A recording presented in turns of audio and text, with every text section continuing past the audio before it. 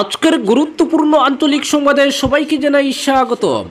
আজ হলো 2 নভেম্বর 15 কার্তিক রবিবার।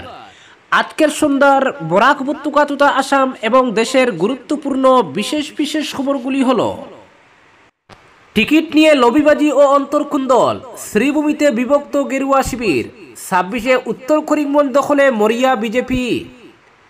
বেঙ্গালুরু ও পুনে থেকে সুনাইয়ের 2 যুবকের মৃতদেহ উদ্ধার নিয়ে চাঞ্চল্য, বিধায়ক সাজুর তৎপরতায় মৃতদেহ বাড়িতে পৌঁছালো। স্বামীর নৃশংস নির্যাতনের শিকার স্ত্রী অনুরাধা মুদক, লালায় চাঞ্চল্য, অভিযুক্ত রূপন মুদক গ্রেপ্তার, পরিবারের হুমকিতে আতঙ্কিত নির্যাতিতা। শরীফুজ্জামান লস্কর এবং হাফিজ রশিদকে নতুন সাংগঠনিক দায়িত্ব। বিহারে জ্বর তুলতে প্রস্তুত তেজস্বী যাদব, 12 দিনে 120 জনসভার রোডম্যাপ। মুখ্যমন্ত্রীর ডিভাইড অ্যান্ড রুল পলিসি অকেজো, রাজ্যে ফিরেছে ইউনিটি ইন ডাইভার্সিটি, বললেন কংগ্রেস নেতা হাফিজ রশিদ আহমেদ চৌধুরী। সারা রাজ্যে এনএইচএমের জেলা স্তরে অবস্থান ধর্মঘট কাল থেকে 5 নভেম্বর পর্যন্ত। শিলচর সিভিল হাসপাতালে জড়ো হবেন কাছাড়ের 7 শতাধিক কর্মী, অচল হবে জরুরি সেবা। এবং সর্বশেষ খবরটি হলো, জন সুরজ পার্টির কর্মীকে খুন, ভোটের আগে বিহারে গ্রেফতার জেডিইউ প্রার্থী, ধৃত আরও 2। এবারে শুনুন বিস্তারিত খবর। 2026 সালের বিধানসভা নির্বাচনকে সামনে রেখে শ্রীভূমির রাজনীতিতে ক্রমেই উত্তাপ বাড়ছে। জেলার উত্তর করিমগঞ্জ আসন দখল করতে এবার বিজেপি দল মরিয়া হয়ে উঠেছে।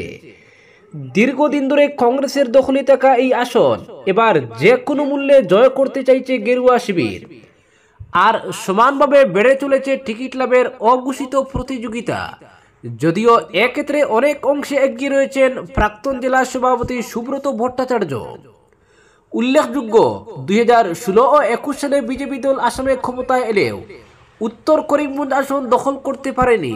দুবারই কংগ্রেস প্রার্থী কমলাক্ষ দে পুরকায়স্থ ভোটে জয়ী হন। তবে এবারে চিত্রটা একেবারে আলাদা। রাজ্য নেতৃত্ব থেকে জেলা পর্যন্ত সবার নজর উত্তর করিমগঞ্জে পদ্ম ফুটানোর। মুখ্যমন্ত্রীর নির্দেশে তৃণমূল পর্যায়ে সংগঠন চাঙ্গা করতে শুরু হয়েছে জোর কদমে কাজ। সরকারি প্রকল্প বাস্তবায়ন থেকে শুরু করে তৃণমূল কর্মীদের সক্রিয়তা, সবখানেই দেখা যাচ্ছে এক অন্যরকম আগ্রহ। এই আসনে বিজেপির টিকিটের প্রধান দাবিদার হিসেবে নাম উঠে এসেছে প্রাক্তন জেলা সভাপতি সুব্রত ভট্টাচার্যের। কয়েক মাস ধরেই তাকে এলাকায় নিয়মিত দেখা যাচ্ছে। গ্রাম থেকে শহর সব জায়গায় জনসংযোগ কর্মসূচিতে ব্যস্ত তিনি। দলীয় সূত্রে খবর, মুখ্যমন্ত্রীর কাছ থেকে ইতিমধ্যেই তিনি সবুজ সংকেত পেয়েছেন। উত্তর করিমগঞ্জ বিধানসভা এলাকার সরকারি কাজের তদারকির দায়িত্ব তার হাতে তুলে দিয়েছেন মুখ্যমন্ত্রী। সুব্রত ভট্টাচার্য নিজেও সংগঠনকে মজবুত করতে এলাকায় কাজ করে যাচ্ছেন। রাজ্য ও কেন্দ্র সরকারের প্রকল্প সঠিকভাবে বাস্তবায়িত হচ্ছে কিনা এ ব্যাপারে নিয়মিত খোঁজ খবর রাখছেন সুব্রত। গত কয়েক মাসে সরকারি দপ্তরের সমন্বয়, সড়ক ও পরিকাঠামো উন্নয়ন প্রকল্পের পরিদর্শন, স্বাস্থ্যকেন্দ্র পরিদর্শন এবং সাধারণ মানুষের সমস্যা সমাধানে তিনি যে সক্রিয় ভূমিকা নিচ্ছেন তা দলের ভেতরে তার অবস্থান আরও মজবুত করেছে। তবে সুব্রতর টিকিট পাওয়ার ক্ষেত্রে কিছুটা সমস্যা রয়েছে, কারণ প্রাক্তন বিধায়ক মিশন রঞ্জন দাস আবারও নির্বাচনে প্রতিদ্বন্দ্বিতা করতে আগ্রহী। বিগত দিনে তিনি একাধিকবার উত্তর করিমগঞ্জের প্রতিনিধি হিসেবে কাজ করেছেন, কিন্তু 2021 সালের নির্বাচনে তাকে টিকিট না দিয়ে বিজেপি দলীয় প্রার্থিত্ব প্রদান করে মানস দাসকে। সেই সিদ্ধান্তের বিরুদ্ধে সে সময় ব্যাপক ক্ষোভ প্রকাশ করেছিলেন মিশনবাবুর অনুগামীরা। জেলা বিজেপি কার্যালয়ের সামনে টায়ার জ্বালিয়ে বিক্ষোভ দেখানো হয়, যার ফলে ব্যাপক বিশৃঙ্খলা সৃষ্টি হয়েছিল। এর কিছুটা প্রভাব নির্বাচনে পড়েছিল বলে অনেকের অভিমত। নির্বাচনে কংগ্রেস প্রার্থী কমলাক্ষ দে পুরকায়স্থ ভোটে জয়ী হন। পরবর্তীতে দল তাকে রাজ্যসভার সাংসদ করে এবারে ফের তিনি সক্রিয় হয়ে উঠেছেন। এলাকায় ঘন ঘন সফর করেছেন, পুরনো সমর্থকদের সঙ্গে যোগাযোগ রাখছেন। এদিকে করিমগঞ্জ বিজেপি আবারও 2 ভাগে বিভক্ত হয়ে পড়েছে বলে দলীয় সূত্রে খবর পাওয়া গেছে। একদিকে শুভ্রপন্থী গোষ্ঠী, অন্যদিকে মিশন অনুগামী দলীয় কর্মীরা। এই দ্বন্দ্ব যে নির্বাচনের আগে দলের জন্য বড় চ্যালেঞ্জ হয়ে দাঁড়াবে তা বলাই বাহুল্য। বলতে গেলে শ্রীভূমি জেলার বিজেপি সংগঠনে এখন লবিবাজির চরমে। অনেক জায়গায় দলীয় বৈঠকেও এর ছাপ পড়েছে, ফলে দলের শীর্ষ নেতৃত্ব উদ্বিগ্ন। আসন্ন নির্বাচনে এই অন্তর্কুন্দল যদি না মেটে তবে বিজেপির জয়ের রাস্তা কঠিন হয়ে উঠতে পারে, এমনটাই আশঙ্কা করছেন দলের একাংশ নেতা কর্মী। পরবর্তী খবর, বেঙ্গালুরু ও পুনে থেকে সোনাইয়ের 2 যুবকের মৃতদেহ উদ্ধার নিয়ে চাঞ্চল্য। গত দুদিনে বেঙ্গালুরু ও মুম্বাইয়ের পুনে থেকে পৃথকভাবে সোনাই এলাকার 2 যুবকের গলায় ফাঁস লাগা মৃতদেহ উদ্ধারের ঘটনায় ব্যাপক চাঞ্চল্য দেখা দিয়েছে সোনাই এলাকায়। রোজগারের আশায় বেঙ্গালুরু, পুনে ও কেরলে থাকা শত শত বরাকের বেকার যুবকের পরিবার পরিজনরা বিভিন্ন ধরনের দুশ্চিন্তায় ভুগছেন। জানা গেছে, গত মঙ্গলবার বেঙ্গালুরুর এক ঘন জঙ্গল থেকে সোনার দক্ষিণ মোহনপুরের ইস্কন্দর আলীর পুত্র আমির হোসেন লস্করের গলায় ফাঁস লাগা মৃতদেহ উদ্ধার করে স্থানীয় পুলিশ। আমির হোসেন লস্কর বিগত কয়েক বছর থেকে সেখানে সফটওয়্যার বিল্ডিং মেনটেন্যান্সের কাজ করতেন। তার মৃত্যু নিয়ে রহস্য দেখা দিয়েছে। পরিবারের পক্ষ থেকে তাকে খুনের অভিযোগ করা হচ্ছে। আমিরের মৃতদেহ ময়নাতদন্তের পর সোনাইয়ের বিধায়ক সাজুর তৎপরতায় একটু দেরিতে হলেও শনিবার সকালে বিমানে করে মৃতদেহ শিলচর বিমানবন্দর পৌঁছায়। এদিকে আমিরের মৃত্যু নিয়ে জল্পনা কল্পনার সময় মুম্বাইয়ের পুনেতে সোনাই শহরের 9 নং ওয়ার্ড দনিপুরের আরেক যুবকের গলায় ফাঁস লাগিয়ে মৃত্যুর খবর পৌঁছাতে চাঞ্চল্য দেখা দেয় সোনাই এলাকায়। জানা গেছে, ধনীপুরের বাসিন্দা দারুল উদ্দিন লস্করের পুত্র আজমল হোসেন মহারাষ্ট্রের পুনেতে একটি কোম্পানিতে কাজ করত। শুক্রবার দুপুরে তার সম্পর্কে ভাই ও সঙ্গীরা জুম্মার নামাজ থেকে ফিরে এসে রুমের দরজা খুলতেই ঝুলন্ত অবস্থায় আজমলের মৃতদেহ দেখতে পান। খবর পেয়ে স্থানীয় পুলিশ ছুটে এসে মৃতদেহ ময়নাতদন্তের জন্য হাসপাতালে পাঠায়। ময়নাতদন্তের পর বিধায়ক সাজুর তৎপরতায় শনিবার সন্ধ্যায় আজমলের কফিনবন্দি মৃতদেহ শিলচর বিমানবন্দরে পৌঁছায়। তার আত্মীয় স্বজনরা কুম্বিগ্রাম থেকে মৃতদেহ বাড়িতে এনে রাত 8:30টায় সমাধিস্থ করা হয়। পারিবারিক সূত্রে জানা গেছে, বাড়িতে আজমলের স্ত্রী সহ 1.5 বছরের এক শিশু রয়েছে। পরবর্তী খবর, আসাম প্রদেশ কংগ্রেস কমিটির তরফে রাজ্যের জেলাগুলোর সংগঠনের দেখভাল করার জন্য প্রদেশ উপসভাপতিদের দায়িত্ব ভাগ বাটোয়ারা করে দেওয়া হয়েছে। অন্যতম প্রবীণ উপসভাপতি হাফিজ রশিদ চৌধুরীকে বঙ্গাইগাঁও এবং কুকরাঝাড় জেলার কাজকর্ম দেখার দায়িত্ব দেওয়া হয়েছে। একই সঙ্গে প্রবীণ কংগ্রেস কর্মী শরীফুজ্জামান লস্করকে ধুবড়ী, দক্ষিণ শালমারা, মানকাচর এবং হাইলাকান্দির দায়িত্ব দেওয়া হয়েছে। শরীফুজ্জামান দীর্ঘদিন ধরেই বরাক উপত্যকা সহ রাজ্যের প্রদেশ সংগঠনকে শক্তিশালী করতে নানা জায়গায় সভা সমিতি করছেন। উল্লেখ্য, এক সময় বরাক উপত্যকার ছাত্র আন্দোলনের উজ্জ্বল মুখ ছিলেন শরীফুজ্জামান লস্কর। পরবর্তী খবর, কোনো কিছু বলার আগে মুখ্যমন্ত্রীকে তা স্টাডি করার পরামর্শ দিলেন প্রদেশ কংগ্রেস সহ সভাপতি বিশিষ্ট আইনজীবী হাফিজ রশিদ আহমেদ চৌধুরী। শ্রীভূমি জেলা কংগ্রেস কার্যালয়ে আয়োজিত সাংবাদিক সম্মেলনে তিনি বলেন, আমার সোনার বাংলা একটি রবীন্দ্রসঙ্গীত হতে পারে বাংলাদেশের জাতীয় সঙ্গীত। মাত্র 1 লাইন সেবাদলের সভায় একজন প্রবীণ কংগ্রেসের গাওয়া কোনোভাবেই অপরাধ নয়। আর এটি গাওয়ার সময় সভায় উপস্থিত কেউ দাঁড়িয়ে সম্মানও জানাননি। এটা স্রেফ রবীন্দ্রসঙ্গীত হিসেবেই গাওয়া হয়েছে, একটা সম্পূর্ণ নন ইস্যু। এটাকে ইস্যু করে মাঠে খুঁজতে চাইছে বিজেপি। বলেন, জাতীয় সঙ্গীতকে অবমাননা করলে সেটা অপরাধ। জাতীয় সঙ্গীত যে দেশেরই হোক, গাওয়া কখনো অপরাধ হতে পারে না। আর মুখ্যমন্ত্রী এটাকে রাষ্ট্রদ্রোহ বলছেন। হাফিজ রশিদ বলেন, এই জেলার মন্ত্রী বিধায়করাও তাই। প্রদেশ কংগ্রেসের সহ সভাপতি বলেন, শাসক দলের এখন কোণঠাসা অবস্থা।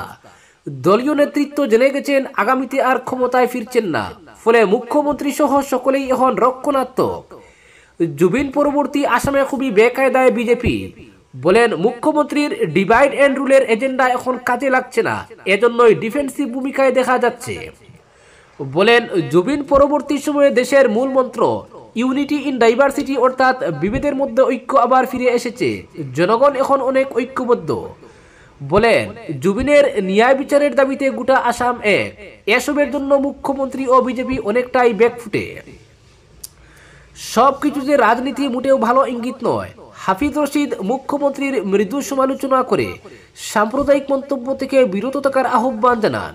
বলেন একজন আইনের ছাত্র মুখ্যমন্ত্রী, রয়েছে পিএইচডি ডিগ্রিও, ফলে উচ্চবাচ্যকতা তার মুখে বেমানান লাগে। এসব থেকে বিরত থাকার পরামর্শ দেন। বলেন এদেশে হিন্দু মুসলিম বলে আলাদা কিছু নেই, সবাই দেশের সুনাগরিক, ঐক্য এবং ভ্রাতৃত্ববোধ সর্বাগ্রে জরুরি। বলেন বর্তমানে অর্থনৈতিক সহ বাণিজ্য নিয়ে লড়তে হচ্ছে দেশকে।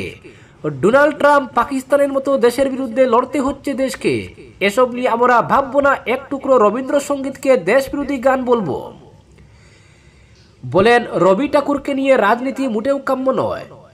সাংবাদিক বৈঠকের শুরুতে জেলা কংগ্রেসের প্রাক্তন সভাপতি শতু রায় বিজেপিকে তীব্র আক্রমণ করে বলেন যে দলের নেতাকর্মীরা শুদ্ধ করে জাতীয় সঙ্গীত গাইতে পারেন না।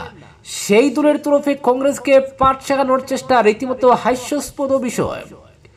বলেন আগামী নির্বাচনে মানুষ কংগ্রেসের সঙ্গে থাকবেন এবং গৌরব গগৈকে মুখ্যমন্ত্রী হিসেবে গণদাবি রয়েছে। সাংবাদিক বৈঠকে উপস্থিত ছিলেন জেলা কংগ্রেস সভাপতি তাপস পুরকায়স্ত, মিডিয়া ডিপার্টমেন্টের চেয়ারম্যান শাহাদুত আহমেদ চৌধুরী, সহ সভাপতি সুব্রত দেব, পঙ্কজ নাগ, রাইজ চৌধুরী, জ্যোতিষ পুরকায়স্ত, একে তাপাদার প্রমুখ। পরবর্তী খবর, সারা রাজ্যের সঙ্গে সঙ্গতি রেখে কাছাড় জেলায়ও আগামীকাল সোমবার থেকে 3 দিনের অবস্থান ধর্মঘট ও কর্মবিরতি পালন করবেন এনএইচএম-এর সকল স্তরের কর্মচারীরা।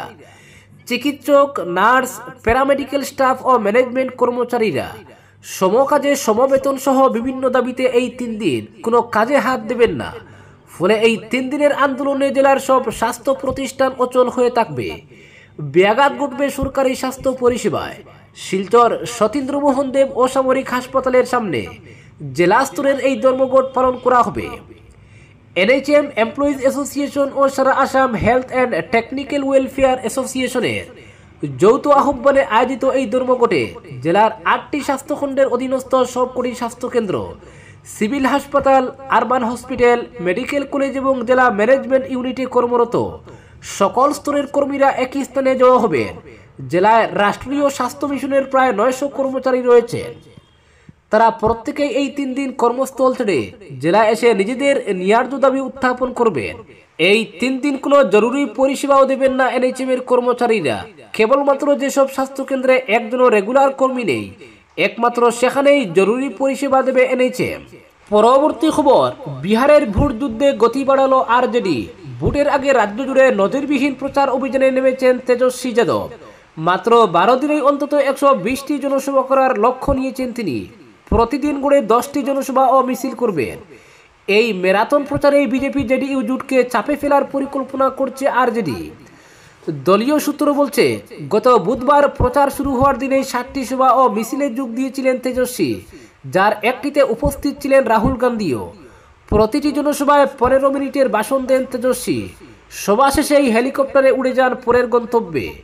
সকালে পাটনা থেকে রওনা দিয়ে সারাদিন বিহারের নানা জেলায় প্রচার চালিয়ে রাতেই পাটনায় ফিরে আসছেন তিনি। বিহারে মহাগঠবন্ধনের প্রচারের মূল কেন্দ্রবিন্দু তেজস্বী নিজেই। আরজেডি কংগ্রেস জোট থাকলেও পোস্টার, ব্যানার, লিফলেট সবেতেই এককভাবে তেজস্বীর ছবি জায়গা করে নিয়েছে। তার বক্তৃতায় বারবার উঠে আসছে নীতিশ সরকারের বিরুদ্ধে দুর্নীতি ও প্রকল্প ব্যর্থতার অভিযোগ। ক্ষমতা এলে বিহারের প্রতিটি পরিবারে একটি করে সরকারি চাকরির প্রতিশ্রুতিও দিচ্ছেন তেজস্বী। পরবর্তী খবর, স্বামীর নৃশংস নির্যাতনের শিকার স্ত্রী অনুরাধা মোদক, লালায় চাঞ্চল্য। মানুষের মুখোশের আড়ালে যে কখনো কখনো লুকিয়ে থাকে এক রাক্ষস, তার আরেক নজির দেখা গেল হাইলাকান্দির লালায়। স্বামী রূপন মোদকের পাশবিক নির্যাতনের শিকার হয়ে চাঞ্চল্যের সৃষ্টি করেছেন স্ত্রী অনুরাধা মোদক। নিজের করে নিজের মানুষটির হাতেই এমন অকথ্য নির্যাতনের শিকার হয়েছেন এক গৃহবধূ। এই ঘটনা নাড়িয়ে দিয়েছে পুরো লালা এলাকাকে।